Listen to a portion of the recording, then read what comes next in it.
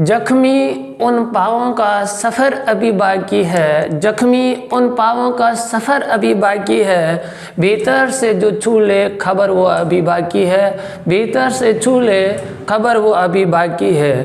काट दिए पेड़ किसी बेहरम हाथों ने, काट दिए पेड़ किसी बेहरम हाथों ने, प्यार का एक मंजर संजर बाकी है, प्यार का एक मंजर संजर बाकी है। दुनिया की बातों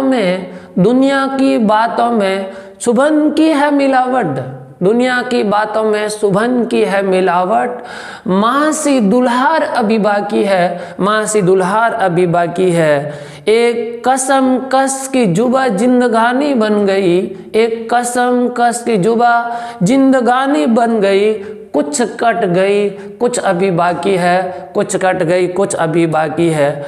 उनके हाथों का खंजर कुछ नहीं कर पाया, उनके हाथों का खंजर कुछ नहीं कर पाया, खुदा की रहमतों का असर अभी बाकी है, खुदा की रहमतों का असर अभी बाकी है। यात्रा शुरू करते हैं, सफ़र अभी बाकी है। हमने क्लास 12 राजनीति विज्ञान को शुरू किया था और हमारी चर्चा चल रही थी समकालीन विश्व में अमेरिकी वर्चस्व पर।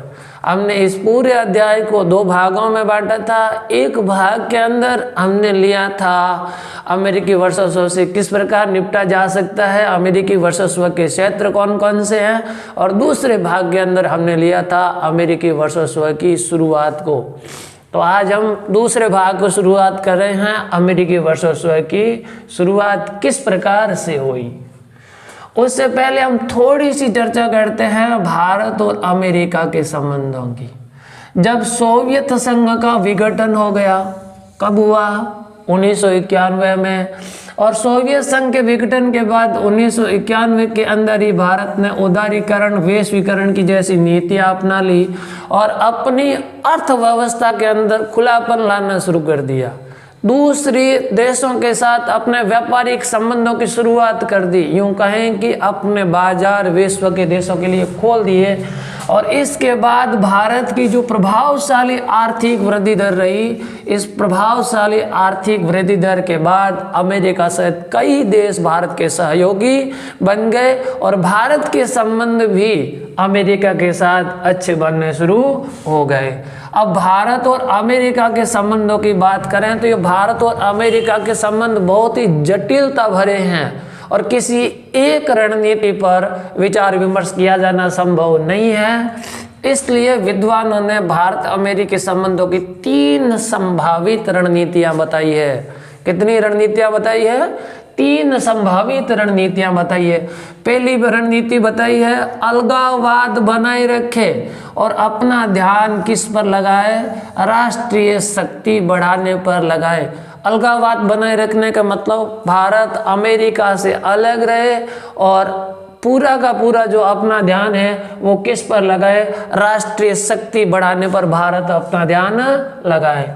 दूसरे विचारकों का कहना यह है कि सोवियत संघ के विघटन के बाद भारत और अमेरिका के संबंधों में लगातार तालमेल बढ़ रहा है और ये भारत के लिए अवसर है कि वो तालमेल और बढ़ाए और अमेरिकी वर्चस्व का भारत क्या करे?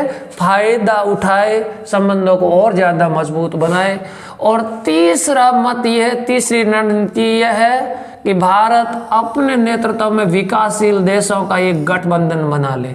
कुछ समय बाद ये गठबंधन शक्तिशाली हो जाएगा और ये अमेरिका का प्रतिकार करने में सक्षम हो जाएगा। भारत अपने नेतृत्व में मजबूत गुट का निर्माण कर सकता है। लेकिन ये तीनों संभावित रणनीतियां हैं। अगर भारत और अमेरिका के संपूर्ण संबंधों को देखा जाए तो बहुत ही जटिल संबंध है और किसी एक रणनीति पर इन संबंधों को परिभाषित करना संभव नहीं है। इसके बाद हम दूसरे पार्ट की शुरुआत करते हैं, अमेरिकी वर्चस्व की शुरुआत। देखें, जब तक सोवियत संघ था तब तक तो दोनों गुट एक दूसरे के विरुद्ध और आमने सामने बड़े शक्तिशाली थे। लेकिन जैसे ही 1991 में सोवियत संघ का विघटन हुआ, यहीं से अमेरिकी वर्चस्व की शुरुआत मानी जा सकती है। हालांकि अमेरिकी वर्चस्व के इतिहास को देखा जाए तो इतिहास बहुत पीछे तक जाता है। 1945 तक जाता है। वहाँ भी आपने देखा कि अमेरिका ने जापान पर परमाणु बम गिराए, यह भी उनके वर्चस्व को ही इंगित करता है। लेकिन उसने व्यवहारिक रूप से वर्चस्व की जो शुरुआत हुई वो हुई सोवियत संघ के विघटन के बाद। और इस वर्चस्व की शुरुआत में हम 3 घटनाक्रमों को देखेंगे। पहला देखेंगे प्रथम खाड़ी युद्ध। वास्तविक रूप से अमेरिकी वर्चस्व की शुरुआत प्रथम खाड़ी युद्ध से ही मानी जाएगी। दूसरा है राष्ट्रपति बिल क्लिंटन का दौर। राष्ट्रपति बिल क्लिंटन के दौर की जो घटना है वो पढ़ेंगे। तीसरा पढ़ेंगे 9/11 की घटना और चौथा पढ़ेंगे अमेरिका द्वारा इराक पर 2003 में किया गया आक्रमण। तो आइए हम चर्चा करते हैं प्रथम खाड़ी युद्ध की। क्लास 12 बोर्ड परीक्षा के लिए इस बार प्रथम खाड़ी युद्ध इम्पोर्टेंट क्वेश्चन है, क्योंकि पिछले 2 एग्जामों से पूछा नहीं गया, इस बार पूछे जाने की संभावना पक्की बनती है, इसको रट लेना। प्रथम खाड़ी युद्ध अगस्त 1990 में इराक ने कुवैत पर आक्रमण कर दिया। और जब इराक ने कुवैत पर आक्रमण किया तो कुवैत को इराक से मुक्त कराने की जिम्मेदारी किसने ली? अमेरिका ने ली। और अमेरिका ने संयुक्त राष्ट्र संघ से अनुमति ली और संयुक्त राष्ट्र संघ से अनुमति लेने के बाद एक सैन्य कार्रवाई की शुरुआत की अमेरिका ने इराक में। इस समय अमेरिका के जो राष्ट्रपति थे वो थे जॉर्ज डब्ल्यू बुश। और जॉर्ज डब्ल्यू बुश ने इस कार्रवाई को नई विश्व व्यवस्था की संज्ञा दी। किसकी संज्ञा दी? नई विश्व व्यवस्था की संज्ञा दी इस सैन्य कार्रवाई को। इस सैन्य कार्रवाई के अंदर कुल 34 देशों की 6,60,000 की विशाल सेना ने इराक पर आक्रमण कर दिया। और उस समय जो इराक के राष्ट्रपति थे जिनका नाम था सद्दाम हुसैन ने कहा कि ये 100 जंगों की एक जंग साबित होगा। ये जो बड़ा आक्रमण था, ये सैन्य कार्रवाई थी। इस सैन्य कार्रवाई का नाम दिया गया ऑपरेशन डेजर्ट स्टॉर्म। क्या नाम दिया गया? ऑपरेशन डेजर्ट स्टॉर्म नाम दिया गया। और इस कार्रवाई के अंदर अब इराक को अपने घुटने टेकने पड़े और अमेरिका जीत गया। तो ये अमेरिका के द्वारा इराक में जो सैन्य कार्रवाई की गई थी इसका नाम था ऑपरेशन डेजर्ट स्टॉर्म। और इस पूरी कार्रवाई को प्रथम खाड़ी युद्ध के नाम से जाना जाता है। अब यह सवाल ये उठता है, क्या अमेरिका का जो ये सैन्य अभियान था, अमेरिका का जो ये प्रथम खाड़ी युद्ध था, या अमेरिका के द्वारा इराक से कुवैत को मुक्त कराने की जो कार्रवाई थी, क्या इसको अमेरिका का सैन्य अभियान कहा जा सकता है? एक हद तक अगर इसको देखा जाए, ये ऐसे सवाल बहुत ज़्यादा पूछे जाएंगे, क्या प्रथम खाड़ी युद्ध को अमेरिका का सैन्य अभियान कहा जा सकता है? तो एक हद तक देखा जाए तो इस अभियान के जो सैन्य प्रमुख थे, जो जनरल थे, वो थे नॉर्मन श्वार्ज़कॉफ। और ये नॉर्मन श्वार्ज़कॉफ अमेरिका के थे। दूसरी बात, यहाँ पर जो 6,60,000 की सेना थी, इन सेना के अंदर 75% जो सैनिक थे वो अमेरिका के थे। इन तथ्यों के आधार पर हम काफ़ी हद तक ये कह सकते हैं कि ये जो अभियान था ये अमेरिका का एक सैन्य अभियान था। अगर ये अमेरिका का सैन्य अभियान था तो इसको अमेरिका को लाभ भी हुआ होगा। प्रथम खाड़ी युद्ध से अमेरिका को क्या लाभ हुए? पहली बात, प्रथम खाड़ी युद्ध से ही अमेरिकी वर्चस्व की शुरुआत मानी जाती है। प्रथम खाड़ी युद्ध से ही अमेरिकी वर्चस्व की शुरुआत मानी जाती है। और इसके बाद ये स्पष्ट हो गया कि अमेरिका है वो विश्व की एकमात्र शक्ति है और कोई भी इसका प्रतिकार करने में सक्षम नहीं है। दूसरी बात, इस कार्रवाई के अंदर अमेरिका की जो सैन्य क्षमता थी वो क्षमता सर्वस्व क्षमता साबित हो गई कि अब अमेरिका की सैन्य क्षमता के सामने बाकी वाले सारे देश बोलने हैं, कोई भी अमेरिकी सैन्य क्षमता की बराबरी करने में सक्षम नहीं है। तीसरा लाभ ये हुआ कि अमेरिका ने इराक के जितने भी तेल उत्पादन क्षेत्र थे उन तेल उत्पादन क्षेत्रों पर कब्जा कर लिया। सबसे बड़ा फायदा हुआ ये कि जितने तेल उत्पादन क्षेत्र थे उन सारे तेल उत्पादन क्षेत्रों पर अमेरिका का कब्जा हो गया और इससे अमेरिका की जो अर्थव्यवस्था थी वो और अधिक मजबूत हुई। चौथा फायदा ये हुआ कि अमेरिका ने इस युद्ध के अंदर जितना खर्चा किया था उससे अधिक अमेरिका को जर्मनी, जापान और इसके साथ सऊदी अरब के देशों से सहायता के रूप में इसको मिल गया था। तो इस तरीके से हम कह सकते हैं कि प्रथम खाड़ी युद्ध से अमेरिका के वर्चस्व की शुरुआत हुई।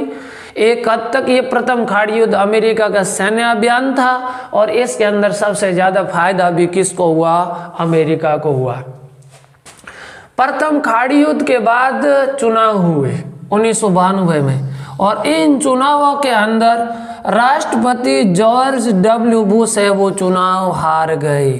ये जॉर्ज डब्ल्यू बुश के नेतृत्व में चुनाया गया था। जॉर्ज डब्ल्यू बुश ने इसको विश्व की नई व्यवस्था की संज्ञा दी थी, लेकिन इसके बाद जब चुनाव हुए तो जॉर्ज डब्ल्यू बुश चुनाव हार गए और उसके बाद बिल क्लिंटन अमेरिका के राष्ट्रपति बने।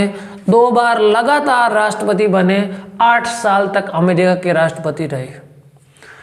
जॉर्ज डब्ल्यू बुश के विपरीत बिल क्लिंटन ने अपनी विदेश नीति में परिवर्तन किया और उन्होंने सैन्य शक्ति की जगह लोकतंत्र को बढ़ावा दिया।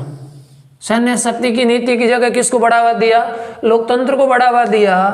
जलवायु परिवर्तन पर ध्यान दिया और इसके साथ साथ उन्होंने विश्व व्यापार पर भी अपना ध्यान केंद्रित किया। बिल क्लिंटन के दौर की 2 महत्वपूर्ण घटनाएं रही। पहली घटना यह रही कि अमेरिका का एक प्रांत है जिसका नाम है कोसोवो और इस कोसोवो प्रांत के अंदर 1999 में अल्बानियाई लोगों ने अपनी स्वतंत्रता के लिए आंदोलन छेड़ दिया। बिल क्लिंटन ने इन अल्बानियाई लोगों के आंदोलन के खिलाफ सैन्य कार्रवाई की और इन अल्बानियाई लोगों के आंदोलन को सफलतापूर्वक दबा लिया, कोसोवो पर अपना नियंत्रण कर लिया। दूसरी घटना थी 1998 की। 1998 में 2 शहर, एक तो नैरोबी जो केन्या की राजधानी है और दूसरा दार ए सलाम तंजानिया। यहाँ दोनों शहरों में अमेरिका के विदेशी दूतावास है। 1998 में इन दूतावासों पर बमबारी की गई आतंकवादी संगठनों के द्वारा और इन दूतावासों पर बमबारी करने वाले आतंकवादी संगठनों में प्रमुख जो आतंकवादी संगठन था वो था अल कायदा। तो इस अल कायदा के विरुद्ध अफगानिस्तान और सूडान जो इसके अल कायदा के प्रमुख केंद्र थे, अफगानिस्तान और सूडान में अल कायदा के ठिकानों पर बहुत भारी मात्रा में बमबारी की गई और इनके ठिकानों को समाप्त करने का प्रयास किया गया। तो अल कायदा के विरुद्ध अमेरिका के द्वारा जो सैन्य कार्रवाई की गई थी इसी का नाम है ऑपरेशन इनफाइनाइट रीच। तो अमेरिका के ऑपरेशन एंड्यूरिंग फ्रीडम के खिलाफ, क्योंकि ऑपरेशन एंड्यूरिंग फ्रीडम का मुख्य जो केंद्र बना वो बना अल कायदा और इसी अल कायदा ने अमेरिका के अंदर एक घटना को अंजाम दिया। ये घटना 9/11 की घटना के नाम से जानी जाती है।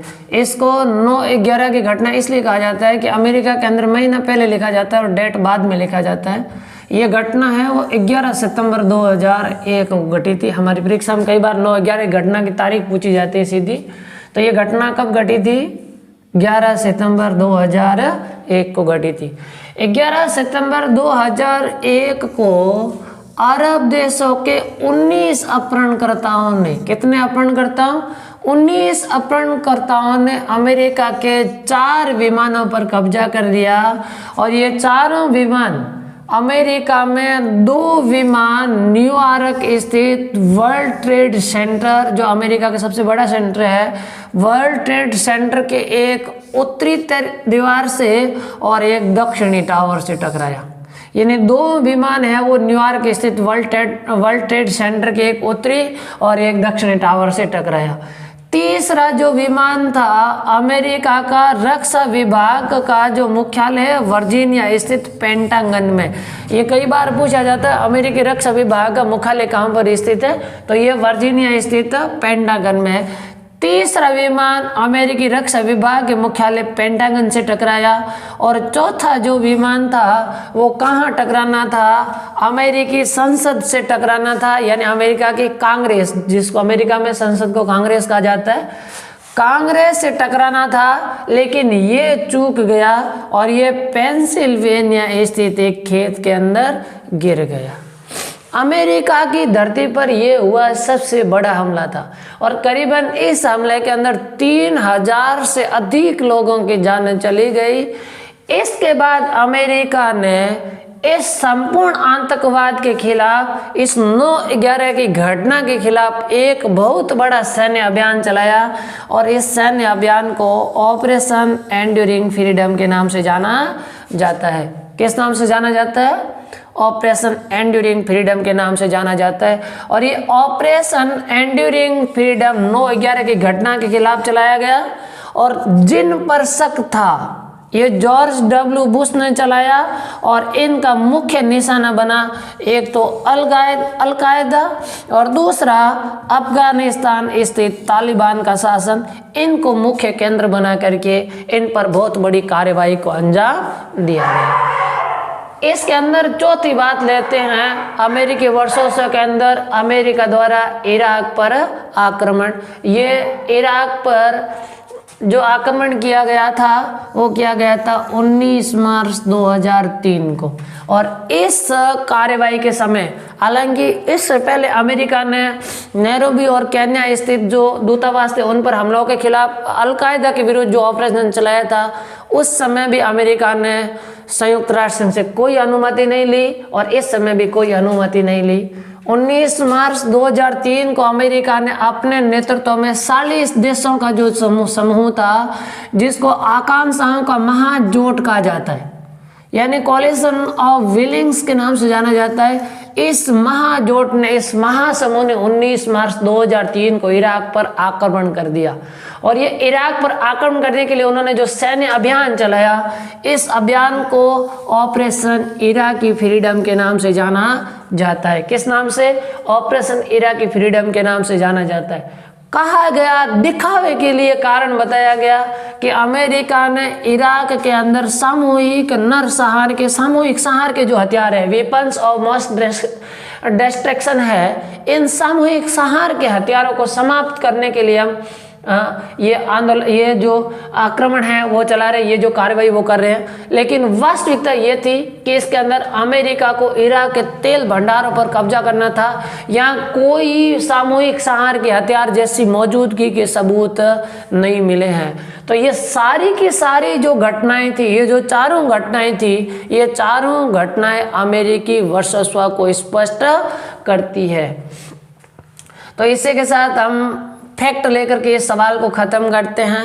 एक और नई शुरुआत कर रहे हैं ऑब्जेक्टिव टाइप क्वेश्चन की, तो आप लोगों का थोड़ा सा सहयोग मिलता रहे।